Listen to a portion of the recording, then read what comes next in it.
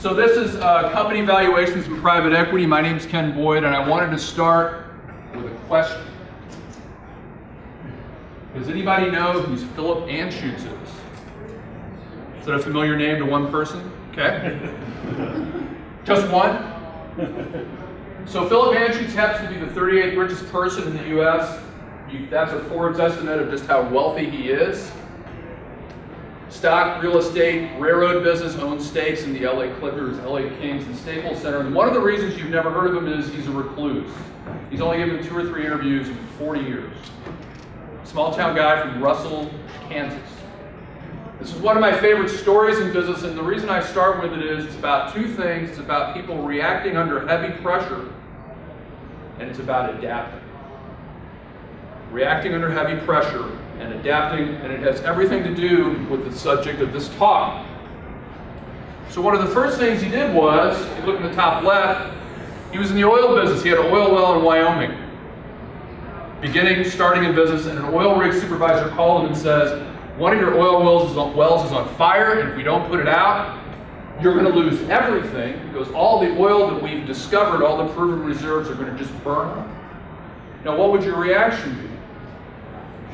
Probably freak out, right? But he didn't. And because he didn't freak out is why I believe he's so successful, and this has everything to do with being successful in business. So if you look at the top right, the fire signaled to him that there was more oil in the area, so he bought up all the reserves on the land around the fire. The second thing he did was he hired an oil field firefighter named Red Adair, and you may have heard that name because Red Adair did a commercial years ago. Has anybody heard of Red Adair? He did a TV commercial for somebody years ago to put out the fire, and he brought some cameras with him, and they filmed it for an action movie with John Wayne called Hellfighters. So he took this horrible problem and he turned it into a positive. Okay? There's a religious order in St. Louis, and one of the phrases they use is adaptation and change. Adaptation and change. And I want you to think about that as we go through this discussion, because it's really, really important. So what's the purpose of the talk? I saw this phrase the other day: I'm trying to move the cookies to a lower shelf for you when it comes to business valuations and private equity. I'm just trying to move the cookies to a lower shelf so you can access the information you need. Because this is really designed for 3 different audiences. If you're an entrepreneur and you're just starting a business, or if you're considering starting a business, I hope you'll get something out of this. If you have a business and you're successfully growing it, start thinking about selling your business right now. It sounds counterintuitive. It's really important. And the third audience is potential buyers of businesses and investors, which what gets us to the private equity concept that I'll explain later. And by the way, what I'm going to do here is I'm going to go through my PowerPoint slide deck, and if I get through it all, I'm going to mention some stuff that's in a Word document, but given the trouble I had trying to pull this up, I'm not going to try to put the Word document on the screen. Okay? So that's where we're going. We're trying to move the cookies to a lower shelf. The credibility slide. You gotta have a credibility slide, right? So my name's Ken Boyd, and a friend of mine describes me as a professional explainer because there's no other way to explain what I do. I'm the author of 4. Anybody own the Dummies book? Which one did you own? Photography Dummies. Photography for Dummies. Another hand went up over here. I think it was Andy. Yes, I think cash flow analysis. Cash flow analysis for Dummies. So I'm the author of 4 Dummies books. They're all on accounting. I'm hoping to weasel my way into writing a 5th book, Dummies book, about personal finance in 2018. I'm trying to weasel my way into that right now. I'm a contributing writer for Investopedia and the QuickBooks Learning Center, which is the blog for QuickBooks. I'm also a video host. Anybody use videos on lynda.com? Tech people do. Okay, I have a Lynda video called Setting Your Financial Goals. Creative Live, I did 3 days live at anybody heard of Creative Live? Longer shot. No? O'Reilly Media. Let's start off with what makes a company valuable, and I think there's more to this than you might initially think. Brand awareness. Who's got an iPhone? Right? Most of us do. Who's read the Jobs biography? Somebody who passionately believed that he knew what consumers needed and he was going to give it to us because we didn't know what we needed. Now, 99 out of 100 people would say that and they would crash and burn as business owners, but that worked for Steve Jobs. Tremendous brand awareness. If you're bored, go out on the web and look at how much cash Apple has. Apple has more cash right now than many countries have in their cash reserves. Stable customer base, where you can generate repeat business. And I'm going to spend a lot of time on this. And think about the grocery store. How many of you have mustard or ketchup that you will only buy name brand and you won't buy generic, right? We all have products where we will only buy the name brand, we will not buy generic. This also has to do with expanding your product offering, right? New jalapeno, sea salt flavored Doritos. You extend the brand. People are already buying Doritos, just add on more kinds of Doritos. Brand extension. Procter & Gamble is amazing at this.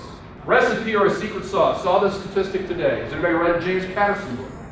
31 publishers rejected his first novel, and yet he has written 19 New York Times bestsellers consecutively. And I can tell you as a writer, the Mount Everest is New York Times bestseller list in any category, 19 in a row. He has a secret sauce because he has a team that writes the books for him, because he knows what his audience wants. What an amazing thing. What an amazing company value, right? Willing to pay for results and convenience. Those are two things we're willing to pay for, results and convenience. Does anybody use Spotify Premium? I'm a big music fan. I have Spotify Premium because I want to create a music library of songs that I really like, and I'm willing to pay $9.99 a month for that right. Convenience and results. Okay? I don't know anything about how to take care of my yard, so I hired a landscaper to come help me with those results. Business value. If you can create results. And then finally, disruptor, which is what we're most familiar with, Uber and Lyft, completely disrupting the taxi business. I know Uber's having problems, but a disruptor. Now, I put profits later at the bottom of the slide. Profits later because the disruption takes a while to be profitable. Okay?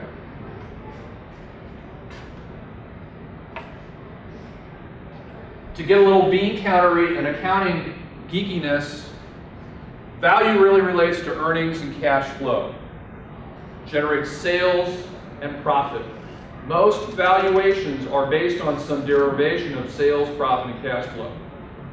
I'm going to make the case later that cash flow is far more important than profit, because you can't run a business if you don't have any cash, even if you're profitable. Play-Doh analogy. How many of you played with Play-Doh as a kid? How many of you ate Play-Doh? 4 hands went up. So I use the Play-Doh analogy. So what do you do with Play-Doh? Remember Play-Doh machines? You put stuff in it, right? That's capital. Cash, machinery, equipment. Put it in the Play-Doh machine. You turn the crank. You make a product, you deliver a service. You're turning the crank of the Play-Doh machine. What comes out the other end? Earnings and eventually cash. Hopefully you're collecting the cash quickly while you're earning the money. The Play-Doh machine. Capital goes in, turn the crank, make a profit, deliver a service. Profit, cash comes out the other end. Play-Doh machine. What you are buying in a business most of the time is a cash flow machine. I don't care what the business is, you're buying a cash flow machine. Okay? Fancy term, EBITDA, top right. I mention this because this is a key metric for valuation people, which stands for earnings before interest, taxes, depreciation, and amortization. Let me just go through 3 terms really quick because most people don't understand them, most lay people, because it's important. Depreciation is the decline in value of a physical asset. Machines, equipment, vehicles, they decline in value as you use them up. We expense them. Amortization is the decline in value of an intangible asset, a patent, a copyright, a process. We expense it as we use up the patent, okay, over time. Depletion is the most rare one So imagine if there's a hill that you bought for $1 million and you start taking oil out of the hill. Is the hill becoming less valuable? Sure, because you're taking oil out of it. So depletion is the decline in value of a natural resource. Generally, there's no expense for it. The point of EBITDA is that this is earnings ignoring all these other things. And I'm going to talk about in a minute that some of these other things are fairly important and they should be paid attention to. Valuation driver, it's a key metric, so it's important to understand what EBITDA is. What's the weakness of EBITDA? And it has to do with capital expenditures. Who likes Emo's Pizza? Love Emo's. I'm a native of St. Louis, my wife's in Kansas City, hates Emo's. Most people are right, they love it or they hate it, right? Nobody's in between on Emo's, you love it or you hate it. Just think about an Emo's Pizza parlor. And think about the fact that the ovens, the furniture, the cash register, the computers are all wearing out over time, right?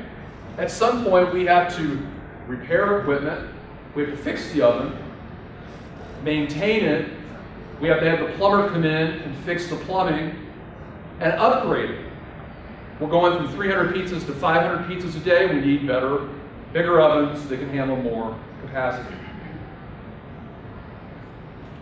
Capital expenditure is the process of planning for those purposes. And I say on the slide here, if you're going to be a grown-up company, if you're going to be a real company where you can report to a potential buyer that you know what you're doing, you have to plan for capital asset purchases. Most companies don't. But you can see the Emo's Pizza Parlor, 5 years down the road, it's going to have stuff that's going to wear out. The problem with EBITDA, in my view, is that EBITDA excludes depreciation expense. And if you exclude depreciation expense and you've got to go out and buy a whole bunch of fixed assets, what's going to happen to depreciation expense? It's going to go way up. So to ignore it is a little bit of a fallacy, okay? Which is why I say cash flow is king, and I always use the example of a plumbing company. $3 million plumbing company here in St. Louis I did business with 15 years ago. Did their accounting.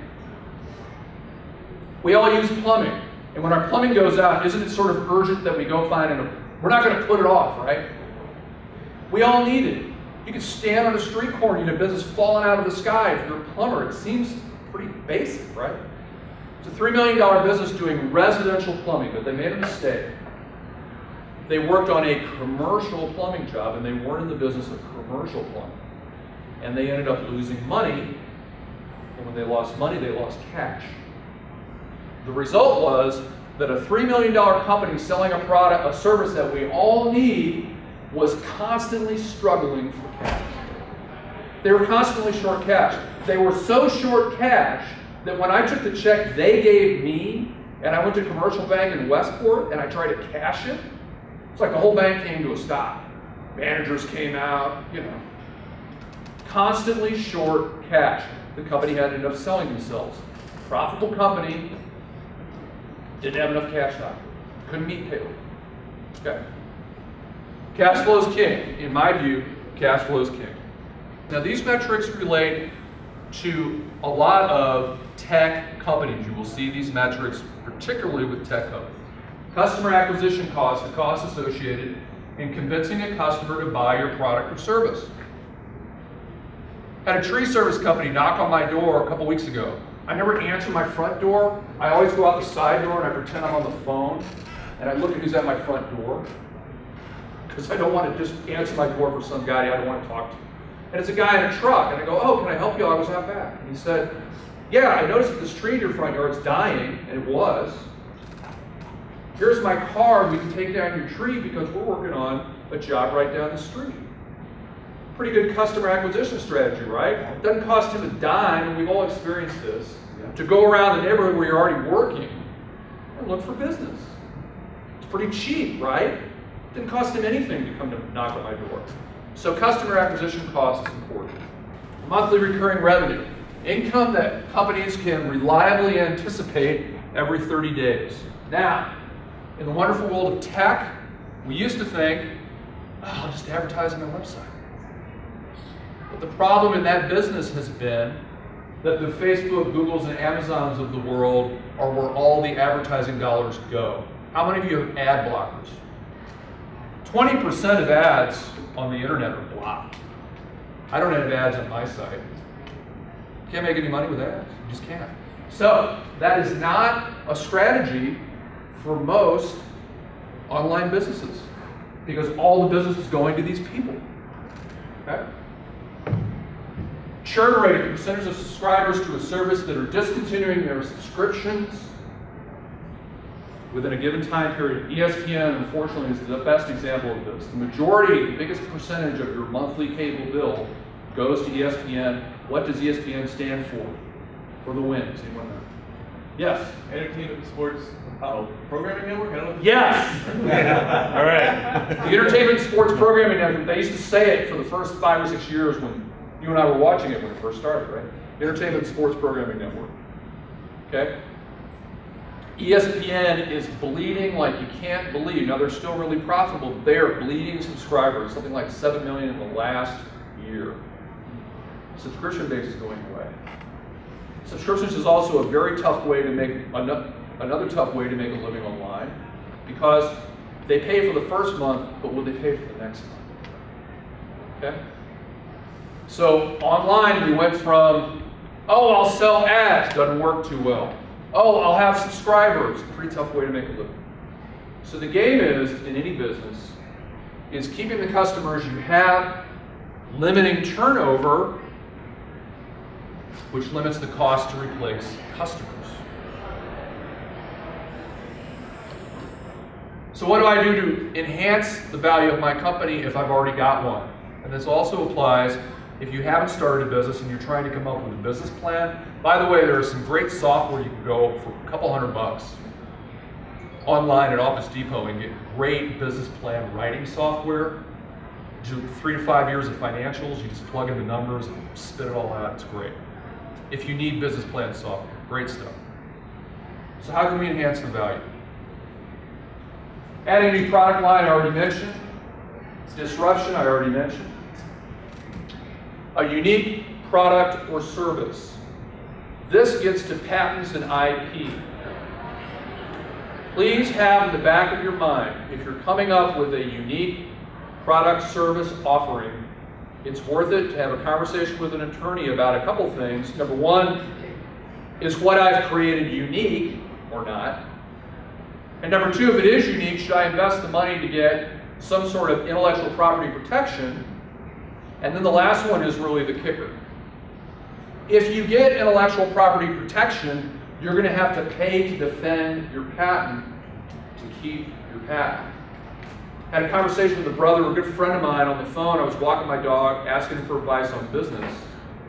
Very successful guy who told me, oh yeah, one thing you should know is I had to just spend $500,000 defending my patent on this medical product in order to keep it and drive the revenue that I create. Ooh, didn't know that. Okay, it's not enough just to get a patent, you have to defend it, because if you're not defending it, it's sort of like you're not using it, and if you're not using it, why should we give you a patent? In so many words, I'm not an attorney. Training is hugely neglected in the business world. When businesses go south, when the economy goes south, we get rid of training. Okay? The most successful business people in the world invest a tremendous amount of the percentage of their day in training. Bill Gates is a good example. Used to go off to the woods for a week every year when he ran Microsoft to think and read every year. Like a week, just disappeared for a week, wouldn't talk to anybody. Investing in technology, any process that you can speed up. Best examples are cloud technology and the fact that we can now sign documents, share documents over the internet. Made a huge difference in doing business, speed things up. Okay? I write for all kinds of people. I've never met any of them. I've signed contracts, I get paid. All that happens, I've never met any of them. One of my clients says, you really should come out to California in December if you do all this work so we can meet you, right? We don't have to meet anybody. Speeds up a process. If you can do that, You can make your business more valuable. Some other things, again, back to accounting type stuff, pricing your product. You can Google it. Cost value pricing is a analysis tool, really easy to use. You can do it on the back of the napkin. It's essentially sales equals variable cost, fixed cost plus profit. And you can manipulate those variables and you can do what if analysis. It's super easy. If you're thinking about how to price your product, what my fixed costs are, great tool, cost, value, and profit. So one of the things you need to do to enhance the value of your business is take a hard look at pricing, and for the most part, nobody prices their product high enough, right? I was listening to a presentation by Teachable, that's one of the online places where you can house your information and teach online. Amazing statistics about people doubling and tripling the prices of their online courses and getting more business. It's counterintuitive, it works. Everybody underprices their product. Undercosting and overcosting, I use an example from my book of a catering business. Undercosting, overcosting. Let's say you're a catering business and you have 5 clients. And you charge all 5 clients the same. But 2 of your clients are a pain in the rear. They send you orders, they cancel. You schedule food deliveries, they cancel. Okay? The problem is you're incurring tremendous costs for 2 of your 5 clients. You're undercosting them. You should be charging them more. You are overcharging other clients. Okay? So my cost accounting book, so you need to have a conversation and say, hey, look, this isn't working. And the evidence is all there. You're canceling orders, you're canceling deliveries. I have to charge you more. And the good thing is they're either going to pay more, or you can get rid of them, and you can spend time with the people who fit in your costing model and who you can make a profit from. Most people don't look at this. Please take a look at it. Please take a look at it. Sales mix. I don't know how many products Lowe's and Home Depot sell, thousands. But you can look at profit margin and compare all of your products in terms of profitability, which is simply the dollar amount of profit divided by the sale price. Okay? Just looking at profit, think about a $300 lawnmower and a $5 hammer. You may be making more on a percentage basis from the hammer than the lawnmower. On a percentage basis, not total dollars. So if you're making 15% on $5 and you're making 5% on $300, you got to give that some thought and think, do I need to sell more hammers? I know it's less than total dollars. But this is about sales mix. What do I spend my marketing dollars on, and how much profit do I get out of each product I sell? Okay? Sales mix. Most people don't look at that either. You don't have time. I get it. Who has time? I'm just saying it's worth the time. Closing an unprofitable division. The big thing here is that in most cases, if you close a business, you probably have a lease payment or some fixed cost that you can't get rid of, and that needs to be part of your decision making. So if you're going to close the St. Charles office and you're paying $10,000 on a lease a month for the next 5 years, that cost doesn't go away. You might be better off doing business and breaking even so you can cover the cost of that fixed cost that's not going to go away. Right? All accounting related decisions to enhance the value of your business. Why would you consider selling your business? You're in a mature industry. Okay? Cameras are the classic example. Kodak. Remember, there used to be a company called Kodak. Does anybody remember anymore? Okay? Camera business. You're in a mature industry. It's tough to grow. Margins are thinning. Maybe you sell your business to a competitor. You get economies of scale, and you can milk more profit out of a business that's close to maturing. This is so critical, your management team. The age and outlook of your management team. The special sauce for most businesses is the management team. Experienced people making really smart decisions. Okay? What's the age of your management team? What's the outlook? Do they want to stay? If your 5 key people are getting near retirement, this is the kind of thing that a buyer is going to look at.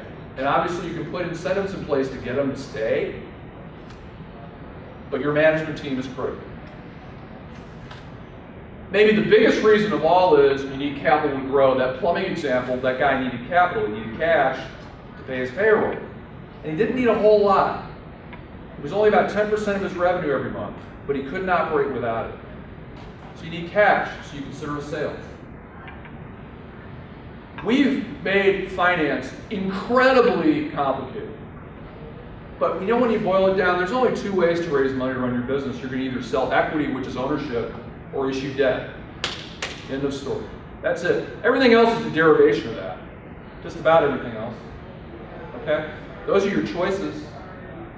We got lots of bells and whistles and ways that this has become really complicated, but that's really what you get, your choices are. Stakeholders, people that have an interest in your business, it's more than just the owners. Your management team, again, are they going to stick around? If they're not going to stick around, it's going to be real tough to sell your business. Customers. Many businesses have contracts with their customers, so if you're making engines for Ford Motor Company, you've got to show up with a certain amount of engines every year. It's by contract. Okay? My oldest daughter's roommate's boyfriend, how's that for 6 degrees of separation? In Denver, his company has a contract with Harley Davidson to paint Harley Davidson bikes. They have to do a certain number a year. It's a contract with a customer. Can you fulfill the contract? If you can't, it's going to be a problem. You also have contracts with vendors. The Harley Davidson company has a contract probably with a vendor to sell them rubber, steel, component parts. Your commercial lender. We got any lenders in the house? No? Okay. Your commercial lender is a stakeholder. Okay? There may be things in your loan agreement that have to do with a potential sale. Stakeholders. If you're going to decide to sell your business, you're going to need a team. And if you're deciding to buy a business, you need to understand that the people you're going to buy probably have a team. Is anybody an accountant here? We have no lawyers, no accountants. There's one accountant. Okay, we're safe. Two. I'm a lawyer.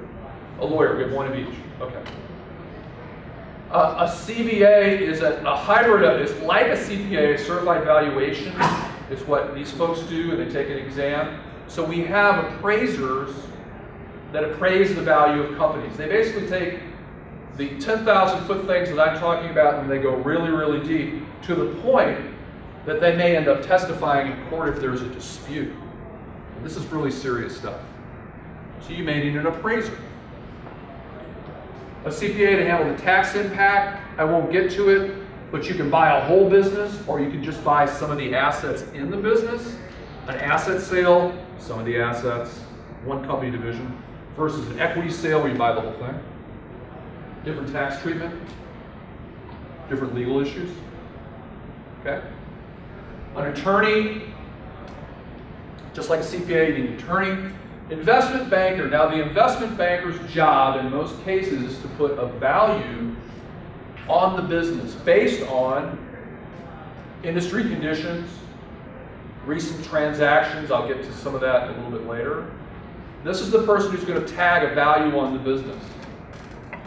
Now, it is true that companies, especially companies that are doing well, will hire an investment banker and say, I'm not going to take any less than this number.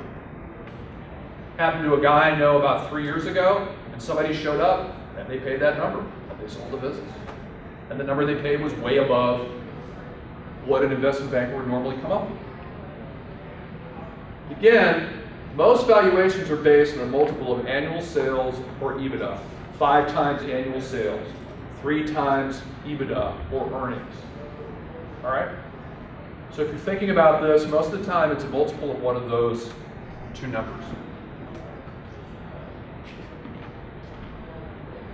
Funding a business purchase, and now I'm finally going to get to private equity.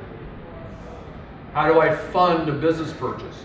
Again, if you're buying a business, how do I fund it? If you're selling a business, how is that other guy getting the dough?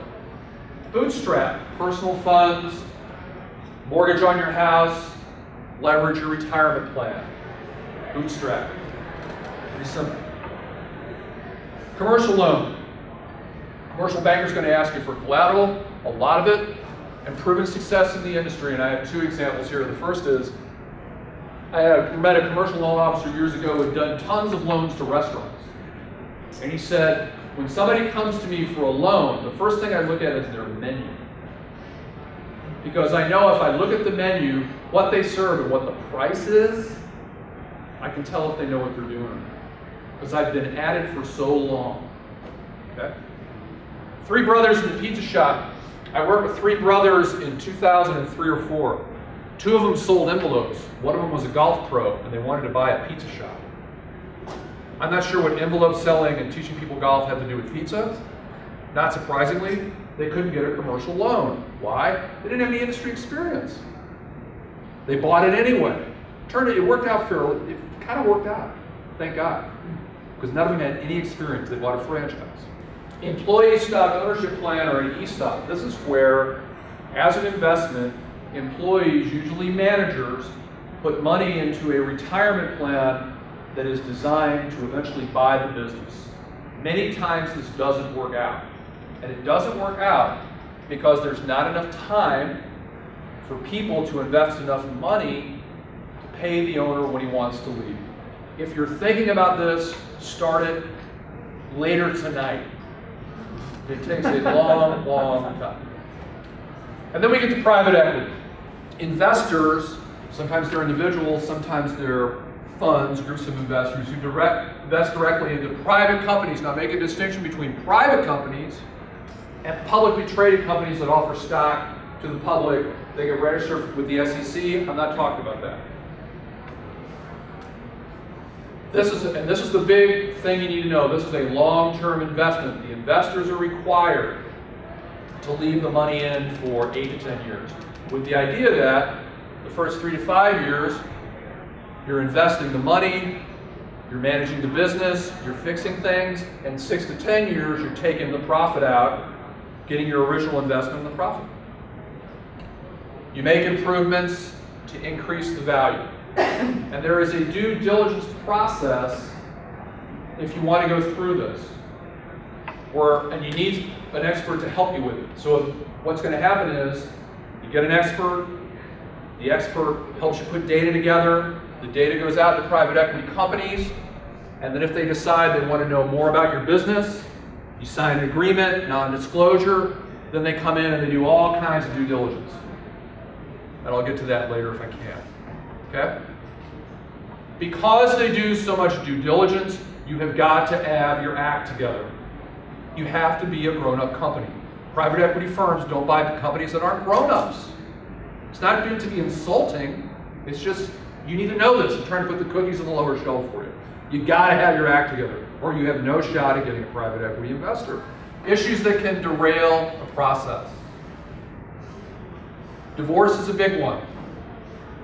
If there's 5 owners and one of them's going through divorce, and he's been a partner in the business for 10 years, and the guy's been married 8 years, that business is going to be considered part of that owner's, what we call marital assets, and it's likely that in the divorce, the assets of the business are going to have to be divided up. And if you own a pizza shop, it's hard to divide a pizza shop in half, or by a fifth, right? So you have to end up somehow paying the ex-spouse the value of the business in most cases. That's a factor. If 5 owners want to sell the business to a private equity firm, and one of them's going through a divorce, that's going to be a problem. Okay? Highly, highly, highly recommend buy-sell agreements between owners at the front end.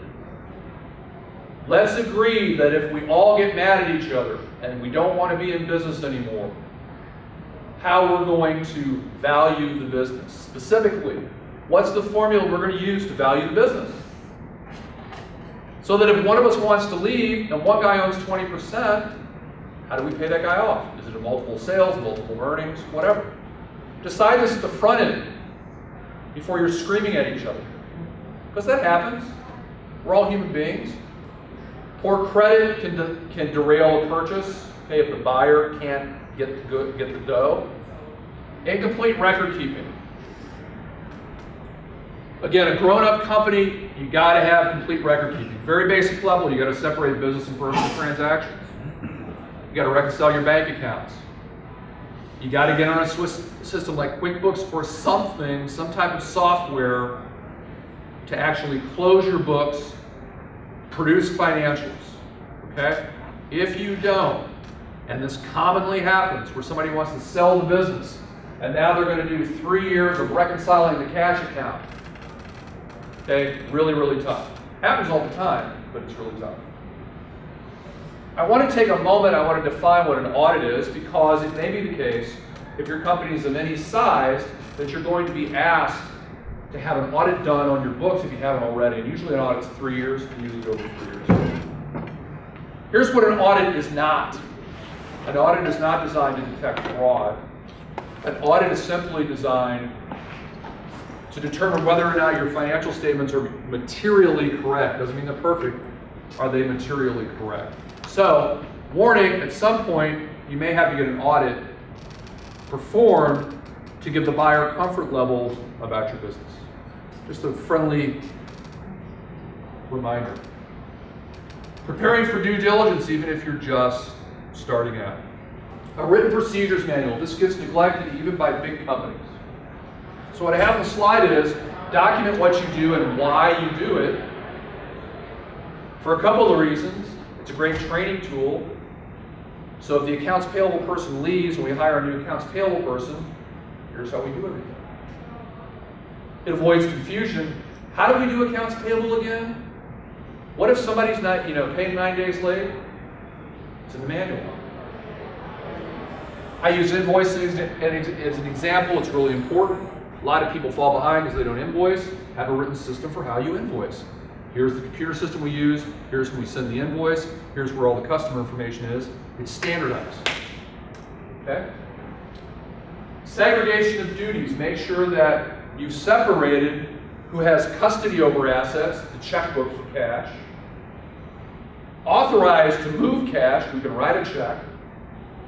Record keeping, who reconciles the cash account. And what happens is when companies have rapid growth and things get out of control, you end up with one person having 2 or 3 of these duties when they should only have 1, and you have theft. Happens all the time. Formal budgeting process and formal cash flow forecasting. If you go from $500,000 in sales to $800,000 in sales, aren't you going to need more money to make your product or service? Sure. And what if you're not collecting it fast enough? We got a problem. Okay? You have to forecast cash. You have to forecast cash.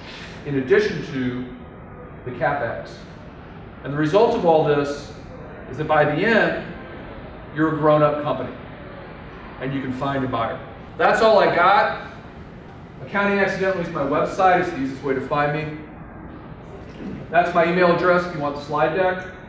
Again, I do 3 things. I do content creation, video work, live presentations.